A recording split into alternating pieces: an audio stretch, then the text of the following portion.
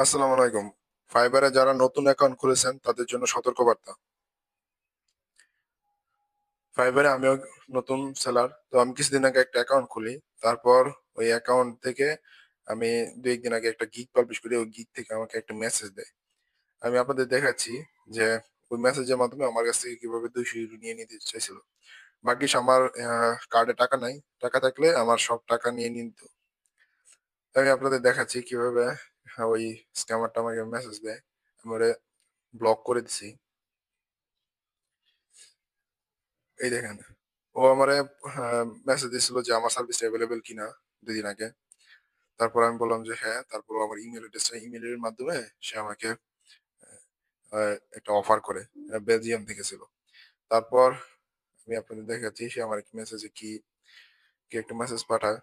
দেখলে বোঝার উপায় নেই এটা আসলে ফাইবার নাকি। জিমেইলে চলে যাই।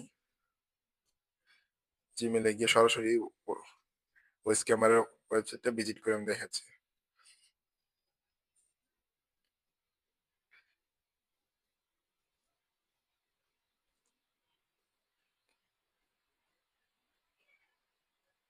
ওই অ্যাকাউন্ট আমার এটা ফাইবারের অ্যাকাউন্ট হচ্ছে এই জিমেইলে। আমি এটাতে লগইন করে দেখাচ্ছি।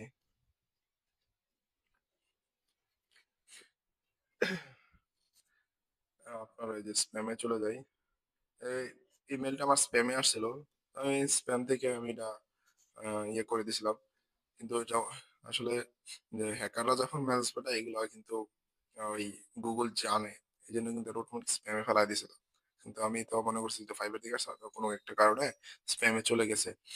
তারপর দেখেন এই যে এটা এই আমার এই ব্যাপারটা করতে বলছে রিভিউ না। তো আমি সিম্পলি রিভিউ করতে গেলাম।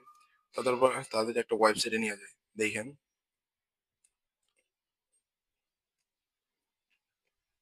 এই যে আমার এই গিগটা থেকে অফারটা আসে। হ্যাঁ?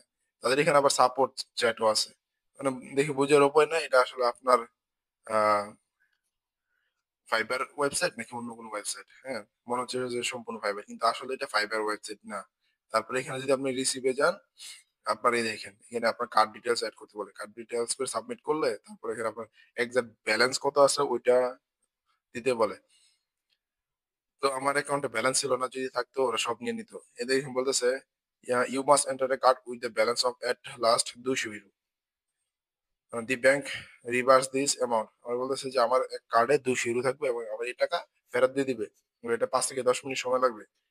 বলছে যে এটা আমার মানে অ্যাকাউন্ট আমার ভেরিফিকেশন এর জন্য, আমার আইডেন্টি ভেরিফিকেশন এর জন্য এই এটা আমার কার্ড এড করতে হবে। তো আমি ভাবছিলাম যে হয়তো আহ এটা ওদের সাপোর্ট চায়।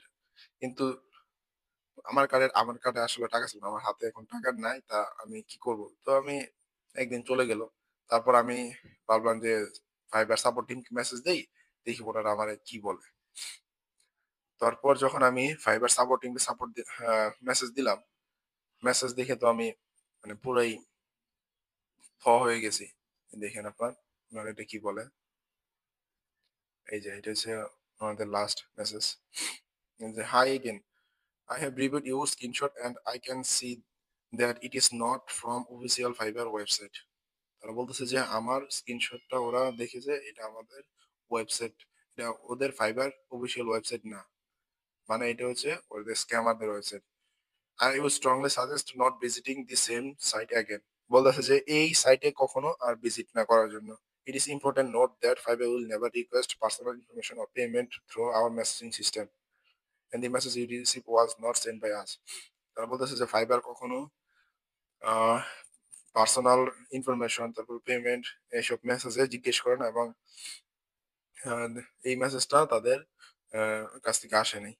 We have taken action against user who contact you to ask for your email and address, blocking them from our platform uh, properly after you report. মানে আমি রিপোর্ট করে দিয়েছি তারপর বলতেছে তারা অ্যাকশন নিতেছে যে আমার কাছ থেকে যে বায়ারটা এটা তো বায়ার না স্ক্যামারটা আমার কাছে যে মেল চাইছে তার বিরুদ্ধে একটা অ্যাকশন নিতেছে আরকি তারা। তারা ব্লক টক করে দিতেছে। বলতেছে যে সেফ থাকার জন্য তারপর বলতেছে to safeguard against public attempt in the future.